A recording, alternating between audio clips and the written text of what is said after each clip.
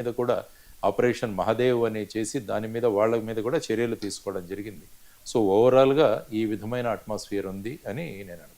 2 సీట్లు ఉన్న బీజేపీ ఇప్పుడు దేశాన్ని గత 11 సంవత్సరాలుగా పాలిస్తోంది. మరో 4 ఏళ్ళు ఖచ్చితంగా అయితే పాలిస్తుంది.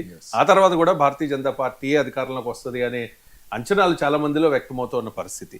ఇప్పుడు 2014లో 282 సీట్లు, 2019లో 303 సీట్లు, ఆ తర్వాత 2024లో 400 సీట్లు అని చెప్పి బీజేపీ నాయకులు చెప్పుకున్నారు. కానీ 240 సీట్లకి మాత్రమే పరిమితమైన పరిస్థితి. అంటే కొంచెం గ్రాఫ్ డౌన్ అయింది.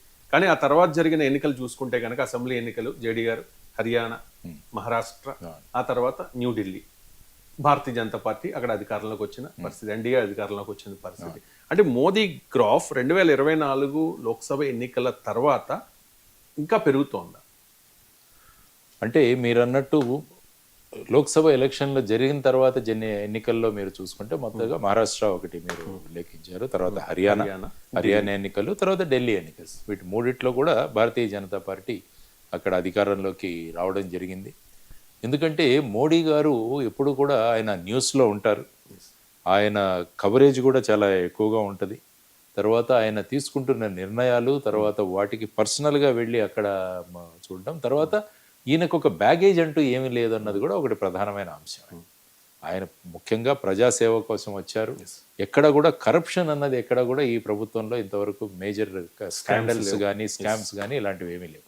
కాబట్టి ఇవన్నీ కూడా పాజిటివ్గా ఆయనకు వర్తించడం. తర్వాత అఫ్కోర్స్ హిందుత్వ ఈ విషయాలు ఇవన్నీ కూడా. తర్వాత ఏంటంటే వాళ్లకు పని చేయడానికి ఉన్న కార్డర్ స్ట్రెంగ్త్, దాని తర్వాత ఆర్ఎస్ఎస్ యొక్క సపోర్ట్, ఇవన్నీ కూడా మనం అందాజు వేసుకుంటే ఏమవుతుందంటే ఒక సిస్టమేటిక్గా బూత్ లెవెల్ నుంచి వాళ్ళ యొక్క నెట్వర్క్ ఏదైతే ఉందో అది కూడా చాలా పకడ్బందీగా ఉంటుంది.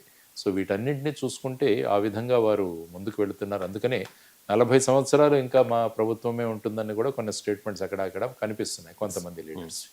సో ఆ విధంగా చూసుకుంటే 2029 కూడా it is going to be very interesting elections కాబోతున్నాయి అప్పుడు. అంటే ఏమవుతుందంటే కానీ ఈ మధ్యకాలంలో జరగబోయే పరిణామాలు ఏముంటాయో వాటన్నింటినీ కూడా చూసుకోవాల్సిన సందర్భం ఒకటి. ఎప్పుడైనా ఎలక్షన్స్ ఏంటంటే ఒక్కసారి సడన్గా ఉన్న కొన్ని ఇన్సిడెంట్స్ వల్ల కూడా total mood of the nation కూడా మారే అవకాశం. కాబట్టి ఇప్పుడు 2029 గురించి ఇప్పుడు మనం మాట్లాడుకోలేం, కానీ జరుగుతున్న పరిణామాలు ప్రస్తుతం మన యాజ్ ఆన్ టుడే మీరు తీసుకుంటే ఆపరేషన్ సింధూర్ కావచ్చు, మిగతా ఈ ట్రంప్ టారిఫ్లు, దాన్ని ఎదుర్కొనే పద్ధతి, వీటన్నిటినీ మీరు బేరీజు వేసుకుంటే వారు చేసినట్టు ఆ సర్వేలో గ్రాఫ్ పెరుగుతున్నట్టే మనం ఆలోచించుకోవచ్చు. అండ్ ఇంకొకటి, మోహన్